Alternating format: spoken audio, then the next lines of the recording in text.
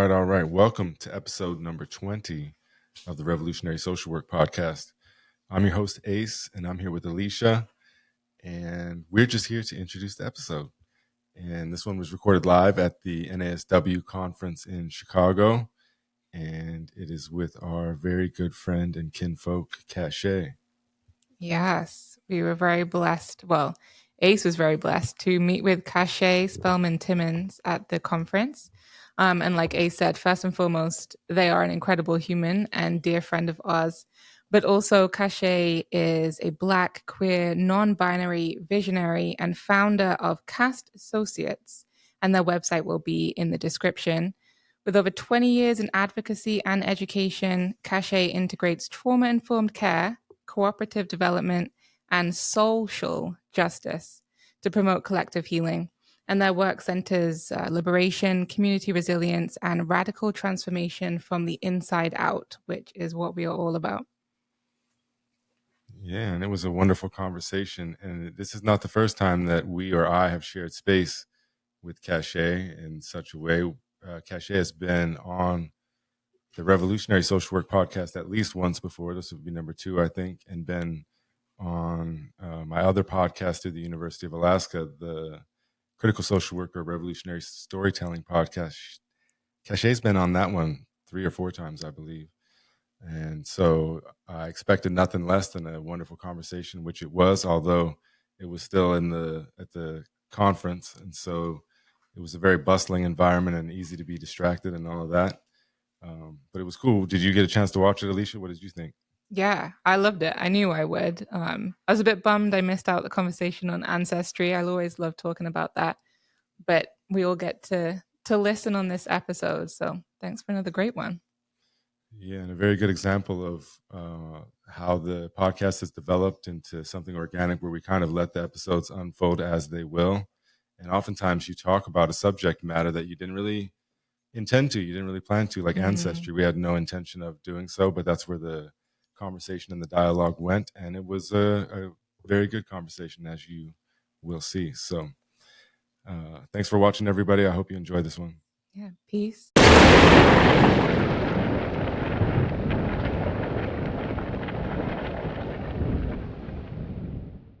Hey, listen, we got some things that we gotta discuss. How we can affect the system and make it better for us. But first, we gotta start with the man in the mirror. Open your third eye and the vision's gonna be much clearer. We are revolutionary. We are visionary. And we stand resolute on those who pollute the minds of many. Revolutionary. We are visionary. And we stand resolute on those who pollute the minds of many, y'all. This is the Revolutionary Social Work Podcast, y'all. Okay. All right. We're here live at the NASW conference in Chicago with another episode of the Revolutionary Social Work Podcast, the Outside the Status Quo series. And I am very happy to be blessed with the presence of my good friend Causha. How are you this morning? Good. Doing all right. How's everybody out there doing? Good. And I'm also joined by MT as well. How are you, bro? I'm good. I'm wonderful. I just met Causha and I'm excited. You said something that embodies resistance, and I'm excited that Causha is going to teach us how Causha embodies resistance. Thank you. Yep. Well, for me, it's been kind of a whirlwind since we got here because, it's one thing to record podcasts, but with everybody walking around and people talking to you in between, it's like all the things you planned to do and get ready and prepare, like sending you the link, forget about it all. And I'm rushing to get the social media posts up and everything. And so it's just been a whirlwind. But I'm glad that you're here because, I know this is going to be a more laid back, kickback conversation than our last one was a little bit more serious and heavy with Dr. Paul Michael Garrett. So anyways, Causha, you and I have had a lot of different conversations. We've have been on like 5 or 6 podcasts together. Yeah. We just flipped the script last week and you were interviewing Alicia and I, which was a great experience. Thank you so much. That was great. Yeah, and by the way, it was great. If they don't award you with it, then I don't know what they're thinking. I appreciate that. You get an award?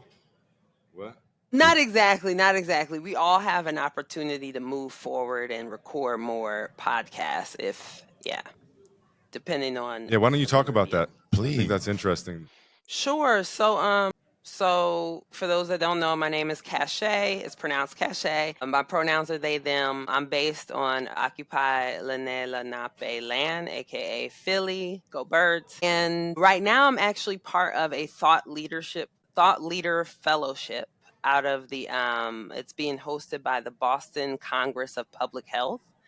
And what they do is they take what they deem emerging thought leaders and give them an opportunity to give them a platform, essentially. Previously, they had done things like blogs and they had done it in other modalities. And then I think they sort of did a combination at some point of like blogs and podcasts. And this is the first cohort that they're doing the full cohort as podcasters. We had a small cohort and we got an opportunity to take some courses. It was like 5 weeks of courses on what it looks like to be a thought leader podcaster, and then you get to the opportunity to implement those things. And then we have a live podcast runoff, and based on viewer response, in part, they decide which of the fellows get to move on and continue recording podcasts supported by the Boston Congress of Public Health. So, Wow. yeah. I can't remember how many people they said were in the audience because you can't see them, but they said it was the most thus far. And from any vibe that I got, that it was very well received. So I can't imagine, that them not moving you forward, if that's the criteria. Yeah. I look forward to it. And with or without that opportunity, I plan to continue the podcast, but it will be great to continue with them at first. So, yeah.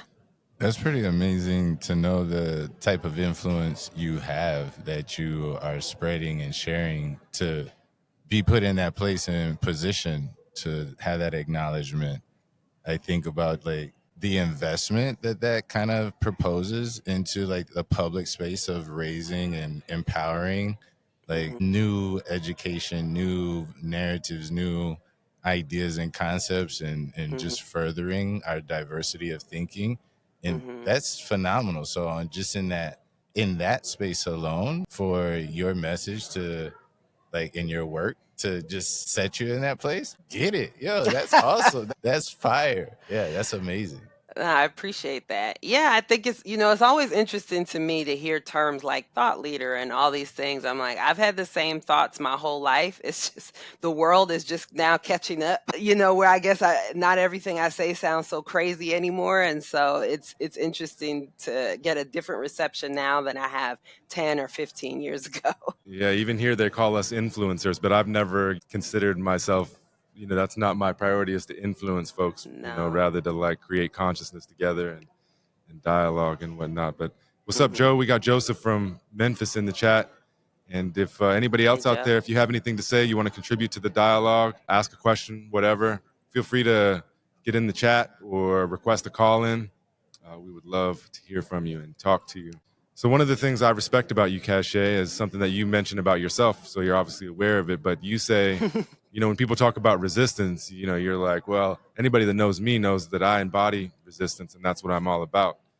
And what does that mean to you? Yeah, I think what I've been saying most recently is like my mere existence is resistance.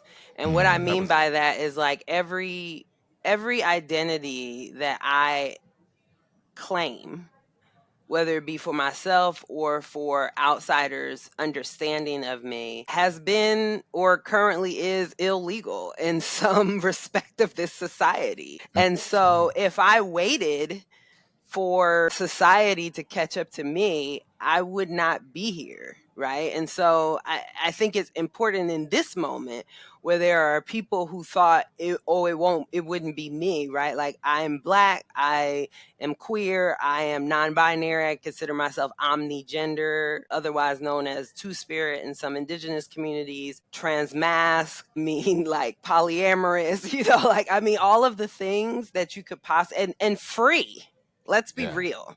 Yeah. I'm free and have been my entire life. And it's always been a resistance, right? Like whether it was in school and quite frankly, knowing more than my teachers and knowing that my education did not come from the classroom and pushing back on that. You know, I'm born and raised in Philly.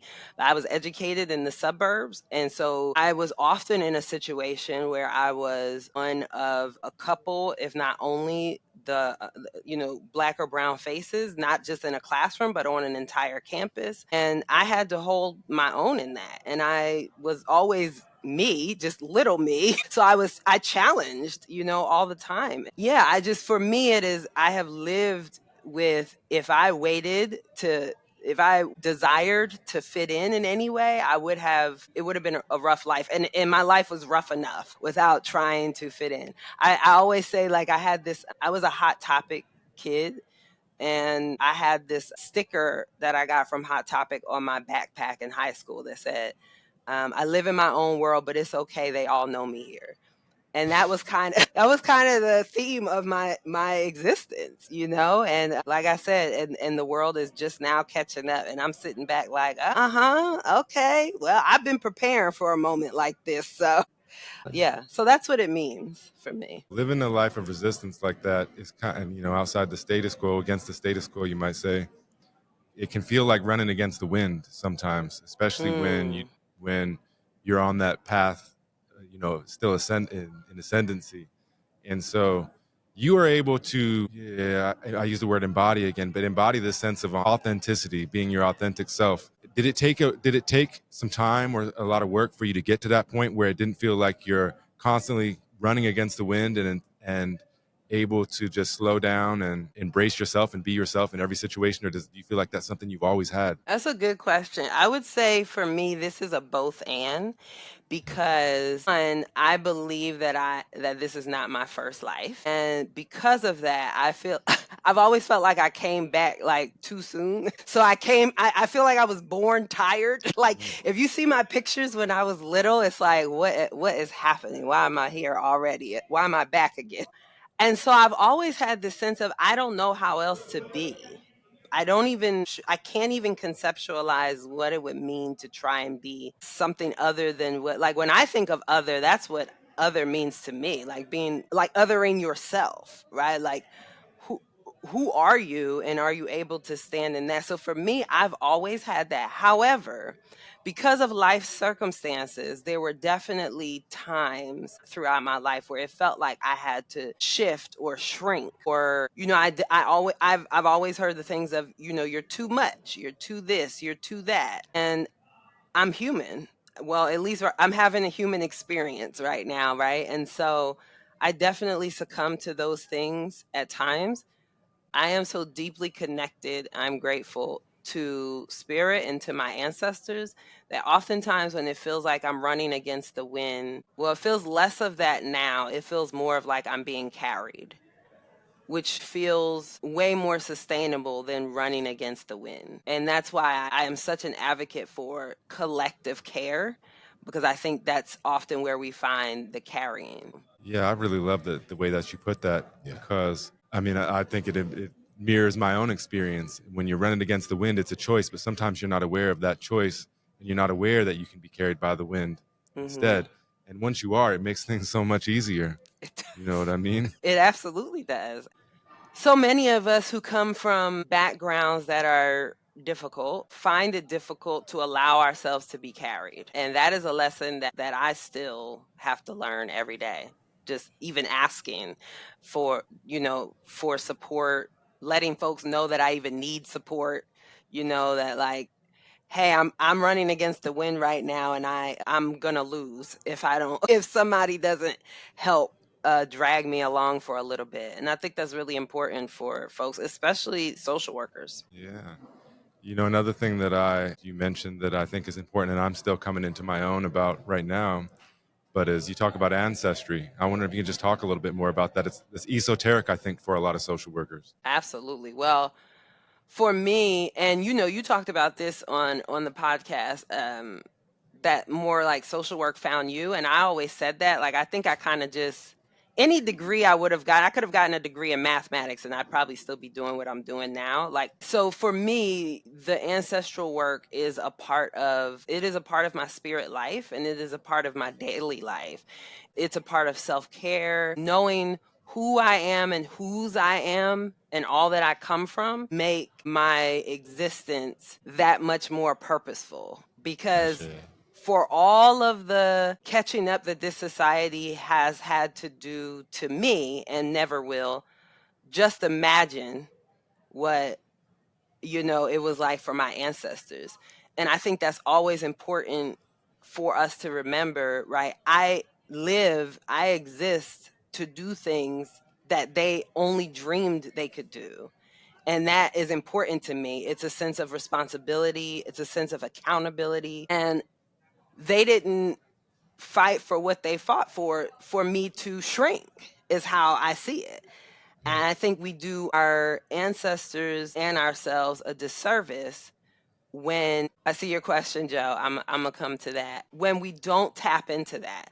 And I also firmly believe that a lot of our healing individually, collectively, is in our ancestral work. And Christian, you and I lived in Hawaii, where it's lived by the indigenous folks, the Polynesian folks, that there's a reciprocity, right? In not only humanity, but in land and in all that we embody. And yeah, I really embody those values and principles too. So one more follow-up question on staying on the topic of ancestry a bit. I teach human behavior in the social environment, both of those courses. And the first one is lifespan development, or looking at the life course. And then if you stick by the textbook, they might start with pregnancy, but typically you're going to start with birth and go along until, late adulthood or very late adulthood and death. But I try to expand that and, start with having, because some students have never even explored it or haven't had access, different people have different access, right? Like I have access to because a lot of my family comes through Utah, and the Mormons kept good genealogical records. So I can go on the website and look at all sorts of stuff. My wife, Alicia, descends from slavery on one side and through Jamaica. And on the other hand, on the other side in England, they didn't talk about it. And there's no records for her to look at. And so she doesn't have that, that same access that I do to go and gather information. So she has to do it a little more internal work, I guess you'd say, spiritual work on her own. But I try to expand that on the one end, going back, having them think about ancestry and how that might have affected them, as far back as they can go. And then also, look into the future, like what are we gonna leave, more like Native American tradition, looking at 7 generations type of a thing. But, what advice do you, or if you have any, and either of you might have some advice or some wisdom here to share too about folks that don't have that access like I do. How do you seek out, you might have some information, but how do you seek out that information, and how do you reconnect in such a way if you don't have anybody to talk to and you don't have records, for example? Yeah, I will say that that's difficult. I am also very privileged in that my family, my ancestors once here forcibly through the transatlantic slave trade were dropped off and stayed in basically one place, which is the Delmarva Peninsula on the eastern shore of Virginia, a place that I go back to almost monthly. I have access to my family's plantation, because it is the land that hundreds of my ancestors were enslaved on, were rented out from. They belonged to the family with the largest number of slaves on the eastern shore, and I have access even to those records. Like, they do genealogical records. My family has books written about us, both the African and the European. Like, I know my European ancestors came from Liverpool. I know their names. I know where they settled, so I am very privileged as a descendant of the transatlantic slave trade to the information that I have. And it has allowed me to be rooted since I was born, honestly. If you don't have access to things like that, I would encourage folks to still research. There is research out there now that hasn't historically been out there before. And it often takes a little bit of work, but you can typically go back at least 3 generations, sometimes more. I also was very privileged to grow up with my great-great-grandmother, who was born in 1901 on that same plantation. And whose parents were freed, were emancipated as children. And she lived until 1995. So I had 11 years with her. Deep connection. Like, the things that I know are just not of my own knowing. So it is a deep privilege that I recognize. I encourage folks that are descendants of colonization, slave trade, to get in the books and to connect with groups and individuals of folks who are doing the work, because I think that is really important. Aside from the physical, though, there's always spiritual ancestral access. We can go to the lands that we know our ancestors are from and call back things, right? So I encourage folks to get into spiritual practices. Colonization took a lot and has demonized a lot. A lot of the African diaspora has been taught that things like ancestral work are satanic. Yeah. Instead of in alignment with spirit, right? So there's a lot of things that have to happen that come along with or go along with ancestral research and practice. And I think it goes back to the captivated mind in the modern day world too, right? You have to kind of find a way to liberate or free that captivated mind to be able to explore such things, because not only, like I said, is something like ancestry work esoteric, but as you mentioned, it's like almost taboo in a sense. And so some folks that are not familiar with it are eventually there's going to be a resistance that pops up within them immediately because it fits outside of that norm and outside of the status quo. You have any thoughts, MT? Yeah, you put it so well. The approach and the desire that we have to further our identity and understand where we come from, and so that we know where we're going to go. Mm-hmm. One of the blessings, I think, of that personal journey for each of us is the depth of observation that we get, right? There's this, I heard a saying earlier, when we walk together, the roots of our tree grow deeper and grow farther, right? Mm-hmm. And so when each of us start to take that personal journey of understanding our biological history and the things that we carry, we find those access points of crossover, of connection, no matter where they're steeped into, and it further builds our understanding of ourselves and the things that we want to put out and create into the world. Your journey is very much like mine, in the sense that my family came in through Lynchburg, but I didn't figure out these records until I was like 35 years old, right? We didn't have great record, and I had to come through spiritual access, right, to cultural reversionation that happened in the 60s and 70s, where we took African principles and built Black communities based off of those principles and values and systems. And then we passed that lineage to help restart and revitalize our indigenous culture within a different context, of different environmental contexts. And so, I also had to learn a difference of thinking, right? And that was one of the greatest things, was giving myself access, a different vantage point to see all of the observations that I have been taught already, and been able to reflect and saying, oh, wow, there's such a depth, a well of information and of articulation and of expression of the human experience because of this connection to my ancestry, that it now gives me opportunity and hope and the motivation to move in new creative ways. Because in those indigenous practices and along that journey, that's one of the things that we discover. To your question of how we can find that practice, like you said earlier, going back 3 generations minimum, right? So that's grandma, mama. If you can find that, right? If you can find that generational place, the location, all you have to do is see what naturally grew during that time period and start eating that stuff, right? So if it was sweet potatoes and rice and stuff 3 generations ago, right? The number 3 in our spiritual esotericism says that's the opening. That's what's going to open you to those new branches of connection. If you can go 5 generations, you can actually change the makeup, right? You can start to develop the changes within the physiological and emotional system if you can get to that food from 5 generations ago. If you can go through 7, that's a complete cycle and cleansing. So then you can actually purify and then be able to refill that vessel up with those things just by connecting to the food that was present at the time and place of your people. So for me, I've had to do it that way, where like I was in Hawaii, where I was separate from this colonial system ish, far enough away from that Southern expression that I had.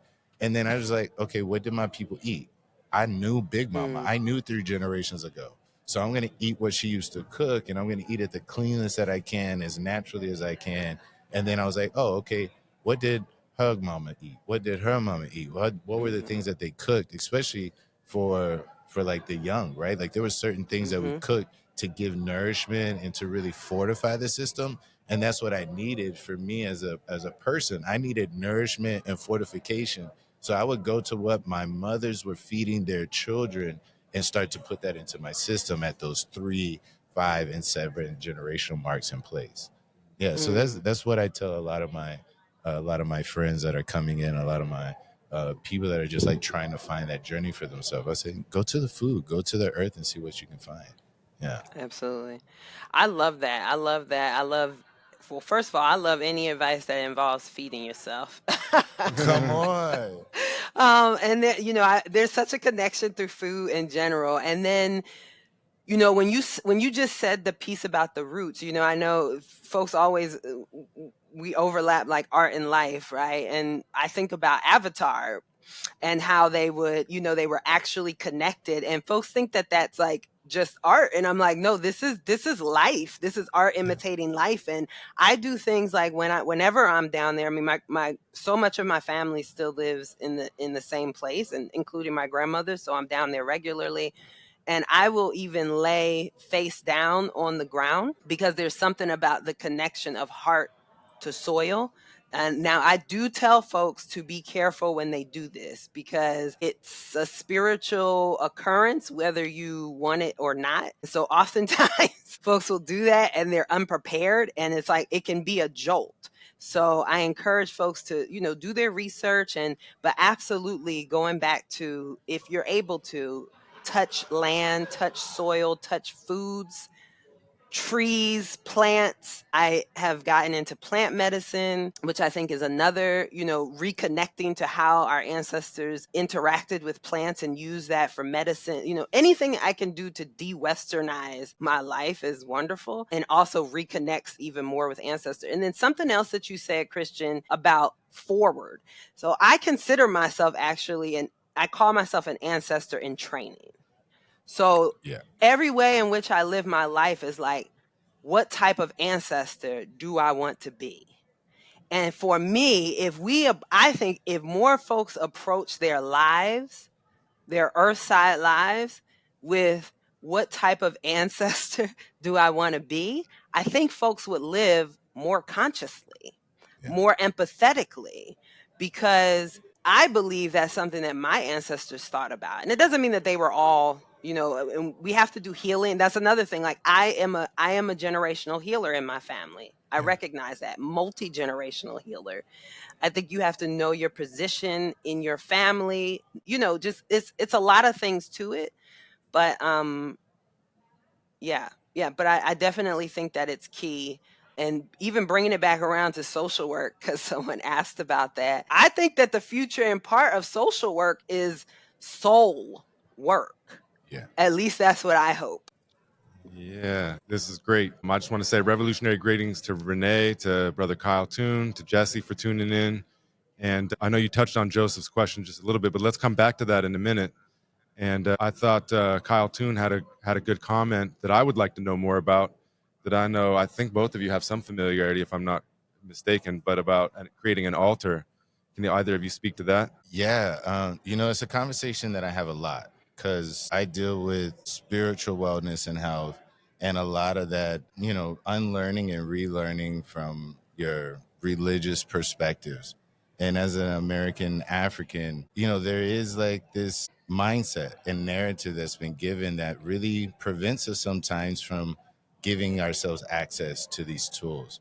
Right. And one of the conversations was like about building altars. And within certain frameworks, that puts a lot of people off.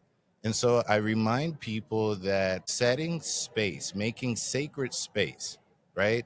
Setting a space within your home or within your environment as intentional for a particular purpose, that is what we're supposed to be doing with everything, right? To Yeah. really meet the moment with intention and with purpose, right? So when we create sacred spaces, whether you call it an altar, whether it's called a prayer closet, a prayer room, people know in my house, we got a prayer room. It's an entire thing that you can go in and do that type of work. And, you know, you go meditate, you go pray, you go journal. There's ancestral work. There's, you know, like angels and, you know, there's Jesus up there too, you know, like I've had that full experience. But a lot of the conversation, and as someone I think mentioned it in the comments, was really understanding relationship versus trying to judge or to select particular values and virtues. We're not trying to rebuild ourselves through those connections. We're just trying to connect authentically so that our own unique light can shine. And so when we do that, all we're doing is setting apart a sacred space and time for ourselves to make that connection. And there's so many different ways you can do it. If you do it through some of the like religious applications of African culture in the West, right? Because that's the only space that we had to navigate and to maintain our culture was in the religious framework of Western societies. So we would pronounce our culture through religions and systems like Lukumi, Santeria, Voodoo, all of these things. And so a lot of us are getting access through those religious systems, right? I was one of them. But in the transformation and the renewing of my mind through that process, I realized, oh, yo, this is human technology on how to be present, how to be connected, how to be authentic, to let this little light of mine shine fully and brightly. I have to be able to have these tools and mechanisms, these rituals, these rites of passage that allow me to connect to the present moment with as much intention, purpose, and willpower that I can so that I can create consciously, right? And so a lot of that, I think, is really just building the relationship of being diverse in your own experience, having more than like you said, driving myself to be an ancestor. What type of ancestor do I want to be? When we do that, man, your family tree gets really big. It gets really deep. It starts to span outside of this little thing that people call Africa, and it starts to become this big, you know, global human thing. And then I can say, hey, Ace, what did your grandfather, grandmother learn? And then I can be like, oh, you know, I have a connective experience down my family tree too. And I can now add that and integrate that. And now it's about broadening my perspective of who I am and the power that I have. And I think that's the goal for ancestral reverence and the religious aspects and the cultural integration aspects that we share in, like, especially the Afro-Latin community. That's the process that we're trying to do, is like to reorient the mind to, no, this is personal relationship to yourself. That's That you're right. just providing a sacred space for yourself to do that. And it's absolutely all right. And it's the human technology that we've observed, you know. So that's kind of the perspective that we would share from there. Yeah, I really appreciate that, and I definitely I think you know, Mary, who is who are Christian artists, actually Yeah. have this song that says like it's the God in me, right? And they got a Yes. lot of flack for that. But I think it's important for people to understand that when you do this spiritual work, right, it is about your relationship with the God, the spirit in you, whatever Yeah. you call that, right? Universe, what have you, could be multiple things. And for me, my altar specifically is an altar of ancestors and I use it as regular practice, daily practice. And I mean, to the point where, so my ancestors are very communicative. So when somebody doesn't want to be up there, they jump down. Yeah. You know, and it's like, I think it's really about like, what is the relationship, the healing you have to spirit, the spirit within you, whatever you call that, and to your ancestors and to your purpose. And to speak a little bit to the picking and choosing, like MT was speaking to, I think, at least for me, and these are my beliefs, I think it's okay to pick and choose. And I tell people it is important to not leave your ancestors. Like, for instance, I don't do ancestral work with white ancestors. Yeah. But I do ask that my ancestors that are fit and able, that they do work, empathetic work, with the ancestors with my white ancestors, or even with other ancestors that are not in alignment with what I need to be moving forward now, right? Like ancestors that need to do healing that is beyond the healing that I can do in this life now. And so it's really about your relationship with spirit and self, to knowing, again, what your purpose is here on earth, but also what is your spiritual purpose and your role in your relationship and in society, and perhaps using that altar as a way to help sustain that for you, but also as an intercessor, Lord, as an intercessory. Yeah. And and I think it's important for all of us, I'm always learning. I ask folks regularly, like, is there something, spiritual guidance folks or spiritual friends that you have in your life that you all are walking in alignment? Like, do you have any messages for me? Is there something that should be on my altar that is not there? Is there something that is there now that should come off? Maintenance of your altars, making sure that you're cleaning it, that you are rearranging it, that you are listening to spirit as to what is the purpose for it now. Maybe it changes seasonally. You just have to be really in tune. It's not like a one size fits all. So I would just encourage folks to really sit with and try different things. It doesn't have to be something that you have a script for and then you go set up and it's just, that's what it is. It really is tailored to you. I really love that point that you shared, and it's a part of sometimes the education, right? Like when we're doing some of the integration where people are learning about these practices, one of those key points is, that it's for the healing, the restorative access. So what we want to do, especially like in our Odisha culture, Isheshe, those traditions, the goal is called Iwapele, or good character. So you're supposed to affirm the character that provided goodness, that provided holistic health, that provided abundance, prosperity, wisdom, right? So you're supposed to affirm those things, because we're not doing social work so that we can just keep repeating traumatic narratives. We want to change the narrative. So we have to, observe the ones that are beneficial and helpful, that bring us together, that bring that restoration, that bring that reconnection, that bring that depth of growth and evolution. And so a big part of that connective work is like the observation of how things affected the physical self, the emotional self, the intellectual self, so that we can say, this was the good medicine and that was a little bit poisonous. And, I can wean that out. Like, oh man, I'm that one ancestor that I don't have a problem weaning this out. So I can I can purge it out of my bloodline. So like the next ones that come after me, they don't have such a strong connection because I don't have the proclivity to do that. So when we're like in that state of being one of those healers or being one of those restorers, that's really what we're trying to do, is like, what's the medicine? Do I have the power to like not take this poison, but to embody this medicine? Then let me embody the medicine. Let me affirm it over and over and remind myself that I got it for like, I have a legacy of it. It's like when you're trying to start a new business, if you have no history of success, it's really hard to start off. But ancestral work says, we got thousands. We got 1.5 million years of successful history of collaboration, of harmony, of building, creative things together. And that's what like that process, especially with the direction that you gave it, like really giving it that focus to look for that medicine. That's what I think it really does. It's a great tool. It's an amazing tool. Absolutely. It's like what you just said reminded me of that scene in Black Panther when Angela Bassett is yelling at Chadwick, remember who you are. I felt like she was yelling at the entire diaspora. You know what I mean? Like, just remember who you are. It's already all inside of you. And what I feel like part of altar work is bringing that to the surface. One last thing I'll say on this is I think it's actually important, or at least it was for me, to get ancestral testing if you have access to it. I went my whole life, because of my light skin, my hair not curling a lot, feeling like being afraid to actually take a test, because I was like, I don't want to get it back and it says I'm more European than African. And then I finally took it and I'm 78% African. Okay, so now nobody can tell me shit, right? Yeah. But here's the kicker. Not only am I 8% African, my African lineage is the entire left half of Africa, if you look. So it's 50%.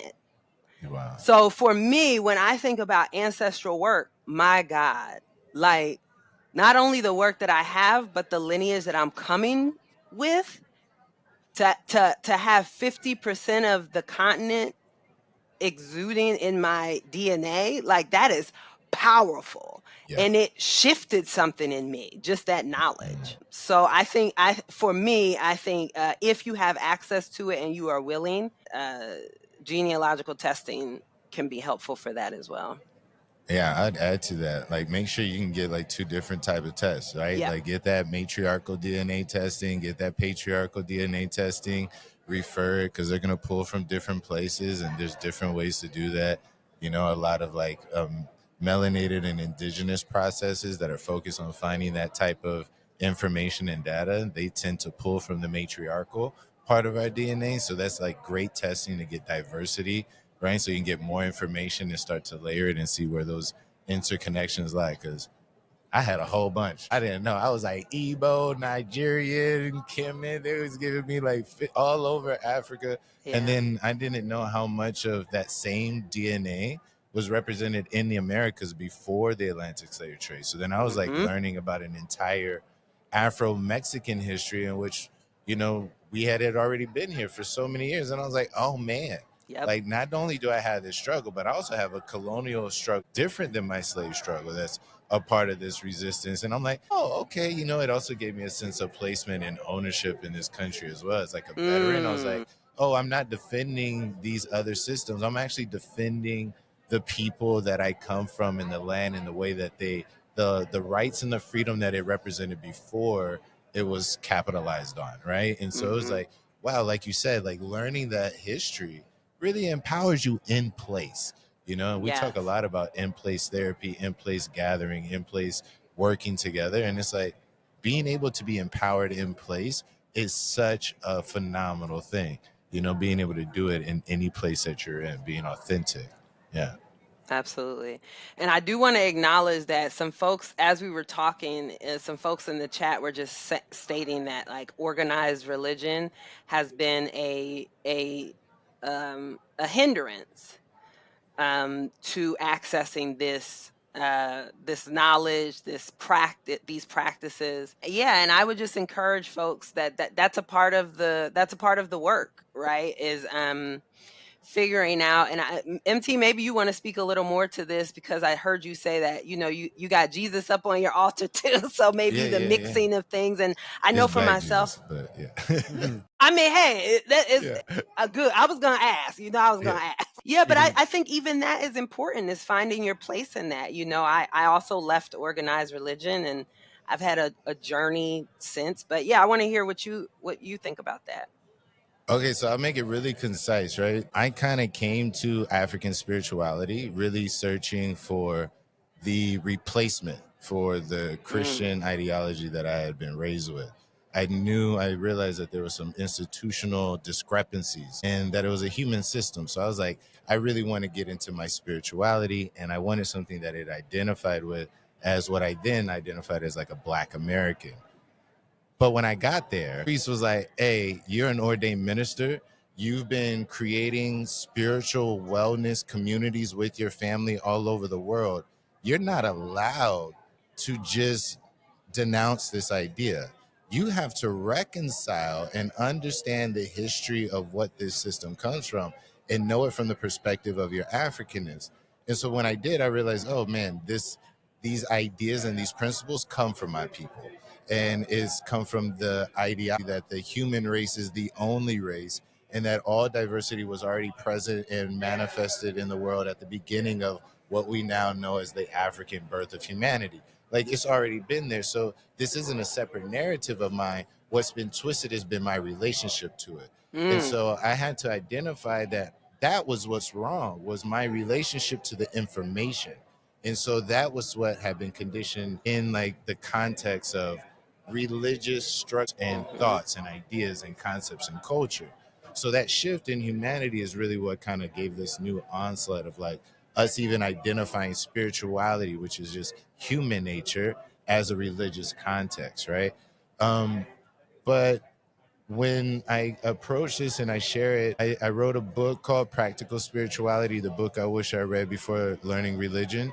And it just kind of just says, hey, here's all the stuff that you learn in religion: dieting, meditation, prayer, affirmations, doctrine, virtues, values. And this is what they do as a religious thing. They put it together as a wellness plan for everyone within a particular environment and social structure to agree on, right?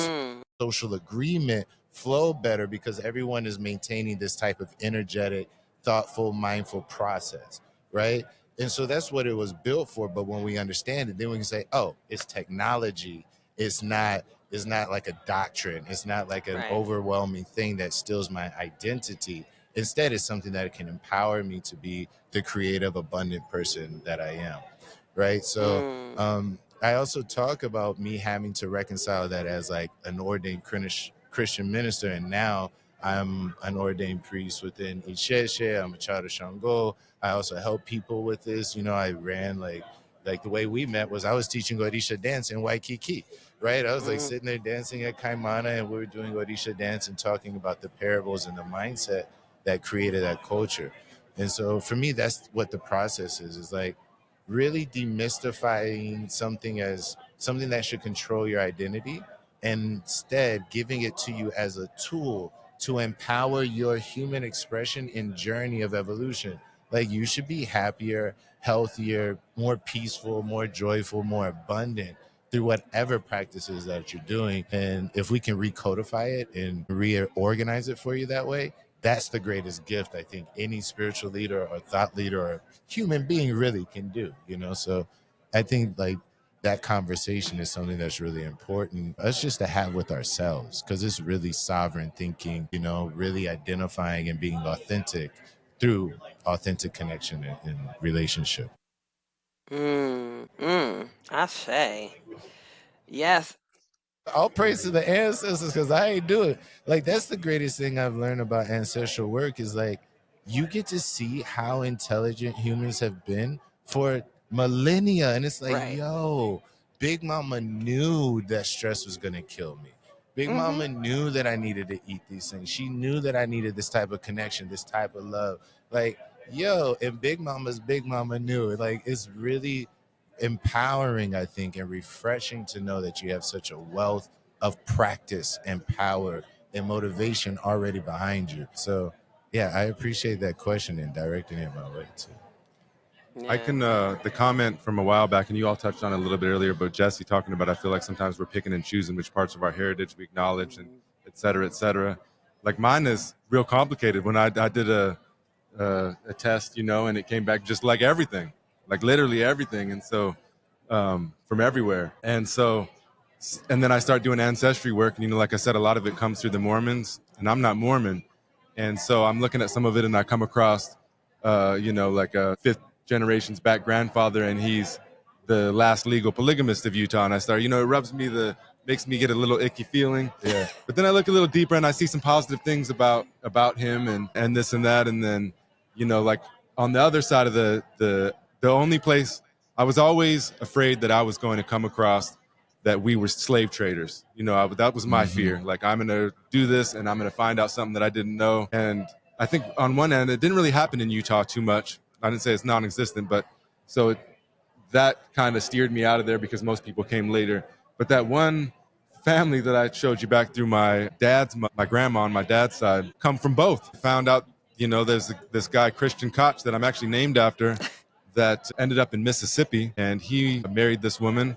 And if you look at the picture, she's a dark-skinned woman, and we couldn't figure out like what happened, because it says that her father was a Spanish cavalier and her mother is a French aristocrat. But you look a little deeper, and there was some text written, and it basically alludes that her mother was the daughter of the slaveholder and the slave.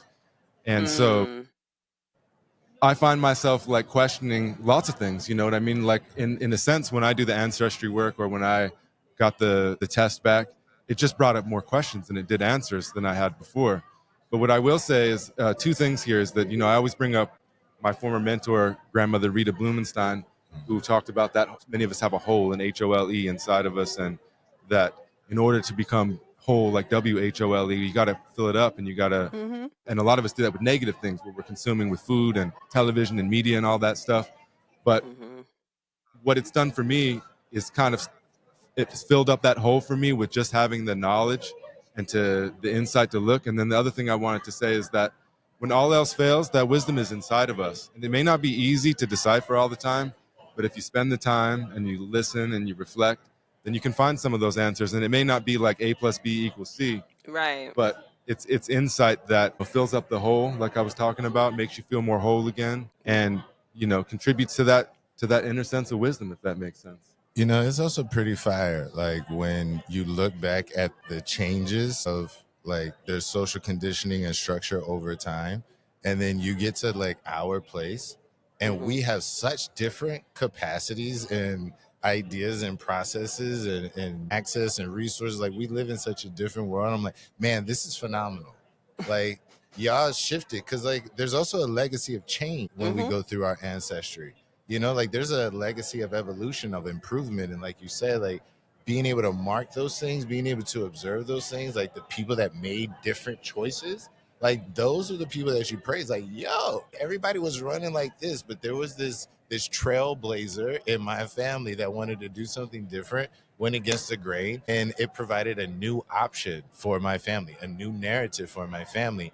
And look where it's brought me. Now I'm in this position, and I'm in, a similar state, but my condition is different because I stand on their shoulders, and I think that's like really, really beautiful that we can all say like we have such diverse yet powerful relationships. To just getting the information is so amazing. Like just a little bit goes a long way.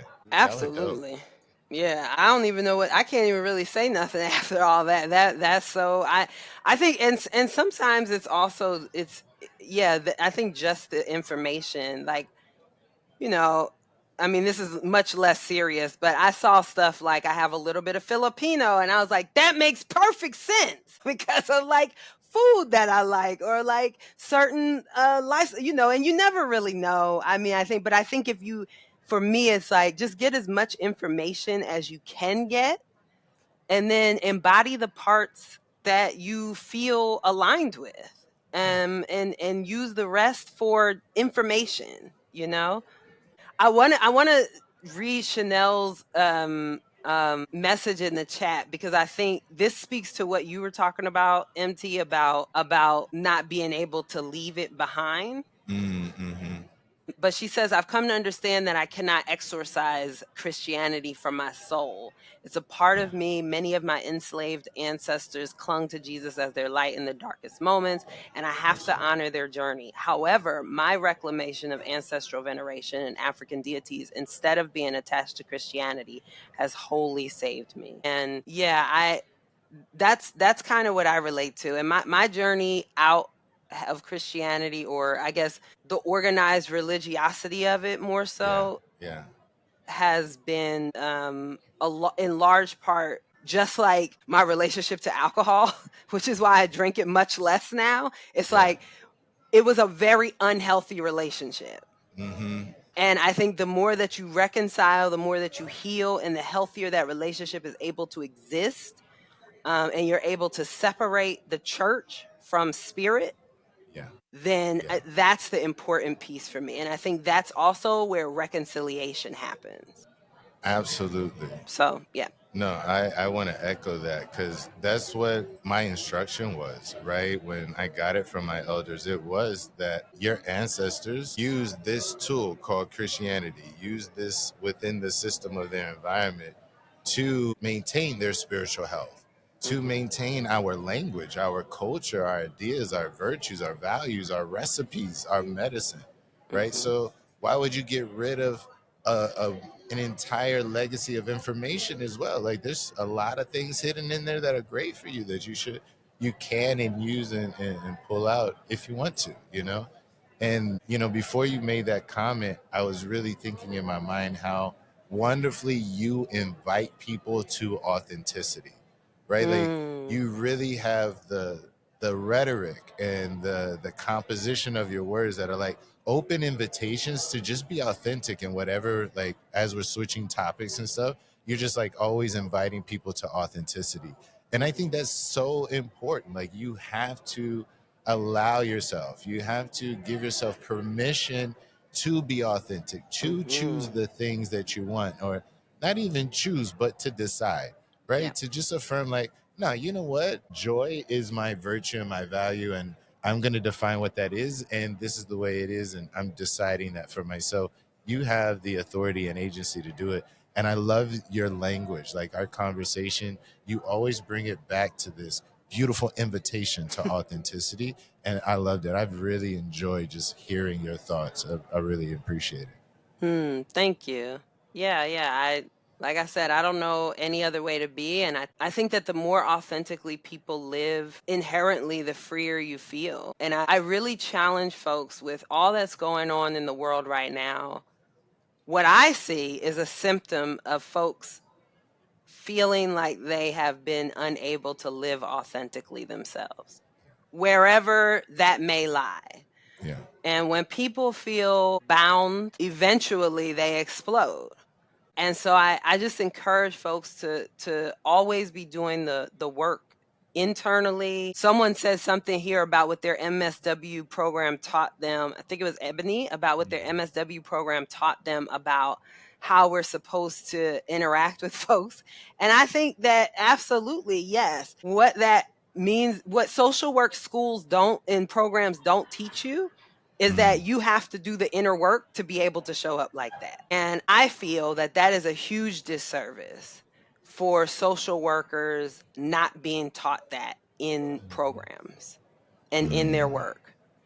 You cannot show up authentically, empathetically, embodying true social work values if you are not doing the internal work. You simply cannot. And it's the people who make up the system, which is why then the system is messed up. And then, we have the things that we have now. That's one of the definitions of, like, in the values and virtues of revolutionary social work that I really appreciated from you, Ace. And when we were having these conversations and you were describing what it was, like that necessity for transformation within, so that you can show up authentically to allow someone else to be their authentic self as well. And like the humility and empowerment that it takes, the courage that it takes to do that, like, it really does make you a phenomenal human being. Like, that's a superpower of humanity. So I really love, like, how both of you are articulating this necessity for internal transformation, internal well-being, and authenticity, so that we can show up in these spaces. Because, yeah, that's phenomenal. That's just dope. Yeah, I appreciate that you brought it up, because it's the same thing that's on my mind. Social workers, I work with students and I teach them practice skills and I teach in the practice class and whatnot. On one end, they're often trying to come up and save the world or save the individual, save the other individual, when it's like, hey, we're just having a half-hour introductory session. You know what I'm saying? You can't save them right now. But then on the other end too, like whether it's critical social work or other activist movements, we want to be out there and we want to change the systems. We're taught to change the systems and change the world, but that's a tall order. And I'm not saying we shouldn't work toward it. What I'm saying is that both to help other people and to change the system, a prerequisite is that personal transformation, and I feel like that's the core tenet of revolutionary social work. And we're not taught that in school. We're taught that we should work to change the system, and we're taught that we should be there to help other people, right? And oftentimes folks come in with these very high ideals, but it starts right inside your own heart. Yeah. And for me, it's like, how much different this is what I always end with every conversation. Like, how much different would the world be if all 8.1 billion people said, how can I do better, instead of how can you do better? That is, for me, that is the fundamental foundational principle. Every time something happens, every time something comes up, and it doesn't mean that you may not already be showing up, but I think this is just a difference in, like, you can think about it in any, like, in relationships, in being a parent, right? Like, instead of how can my child listen better, it's like, how can I show up differently as a parent to meet the needs of this child specifically, right? Like, instead of how can my partner do better, how can they not piss me off, right? It's like, how can I show up in a way that makes this a safe space for my partner to be authentically them so that I can hear what their troubles are, so it's in every aspect of your life. Just how can I show up better?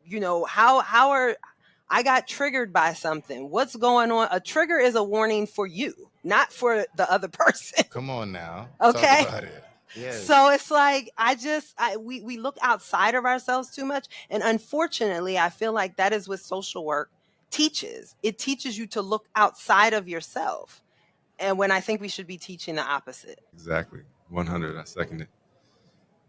Well, there's a lot of comments in the chat, but we neglected Joseph way up at the top, and I thought it's a good time. Joseph asked, "Where's it at?" Oh, Right I addressed him early on for a quick second. He asked, but yeah, he wants to know the meta question of where do we think this future of social work is going? Where will it be headed in a few years and beyond? Let me add to that, because when we chatted the other day, you asked Alicia and I think something along the lines of, if revolutionary social work worked out in the future, like what would it look like? And I had the gift economy answer come to me. So I want to put that back to you, like to build on Joseph's question. If you're looking into the future and you could see your ideas of what social work should be actualized and realized, what would it look like? How would you see social work? Yeah, I'll be honest. Social work wouldn't exist as it exists now. It would be soul work. Yeah. And soul work would be internal. It would be, well, let me get to them, because I'm gonna do a little shameless plug here also, because I do have a framework, which is the soul justice framework instead of social. And that SOUL stands for self and system awareness. So if you don't have that off the bat, and then there's a ownership and accountability, right? So the ownership of like, what does this look like for me? What does this feel like for me? How am I showing up right now? How can I show up differently? Really looking internally. And the U is unlearning and undoing. So that's recognizing that in my human experience, I have learned and I have probably caused some harm as well. And how do I unlearn the things that helped me cause that harm? And how do I undo that harm? And then the L absolutely stands for liberation.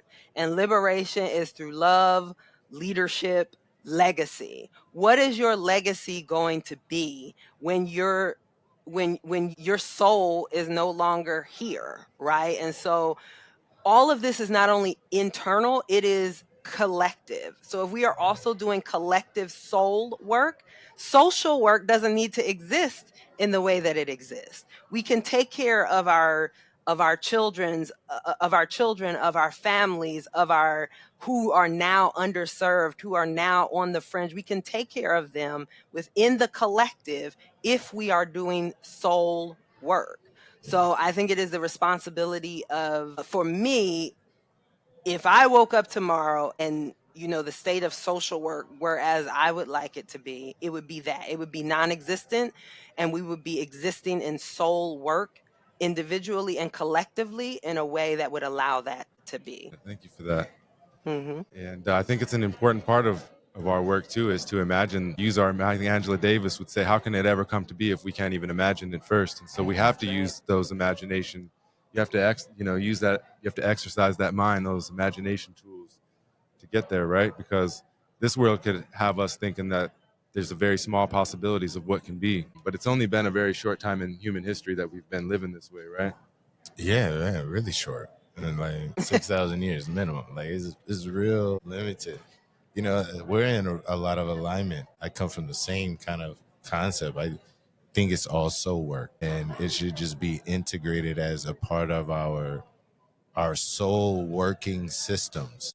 Like that's what society should be, is how do these individual souls that inhabit these physical bodies full of diversity, how do they work together? It's supposed to be a collaborative, communal.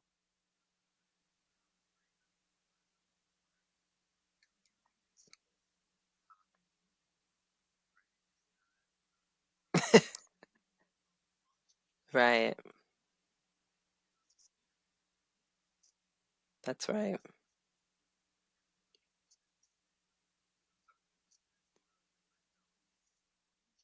Yes. Be Yes. authentic to who you are right now, right? Again, it's like in place in time, right now in the present moment. What is the work that we all need to do in order for your light to shine, right? And I love the way that you framed it for us too. Yeah, and I'll end with Christian, what you just said about Angela Davis's quote. I've been talking a lot lately about reframing hope, because I think hope feels dangerous for a lot of people. But I heard somebody not too long ago say we all need a little bit of delusional hope. Delusional hope is what allowed our ancestors to survive what we would have thought would have been the unsurvivable. And so I think while we may not all be able to exist in it long, I think it's important to have a little bit of that delusional hope of possibility. Yeah, I'll leave it at that. Look, that's that sacred space of connected to your ancestors. You know, Yeah. like let me hold on. Let me create a little sacred space and get delusional for a second That's with right. hope. Like, because we definitely get delusional over chaos. You Oh. know, like how much of our chaos is delusional, where it's Okay. like not even in our like it's not even happening. You know, Yeah. it happened 20 years ago, and we're like pretending that it's right now. So that's really delusional too, right? It's not a part of the current scene spectrum of experience. And I think that's beautiful. Again, like you have such beautiful invitations to like authentic expression and adventure. I love it. Yeah. I think, yeah. Delusional hope. Let's hashtag delusional hope. Hashtag do delusional better. hope. We need these movements. I love it. I love it too. Yeah, I've really enjoyed this conversation. I thank you both. It's always, MT, I want to talk to you a little more. We might have to have you over on the liberation sessions. Please come teach me some stuff. Come teach me. I've really enjoyed it. Your rhetoric, your words, the way that you inspire and move through articulation is really, really beautiful. I have really Thank you. enjoyed and appreciated the tone, the grace, the power, and the invitation of your message. It's been really beautiful. Thank you. Thank you. Thank you.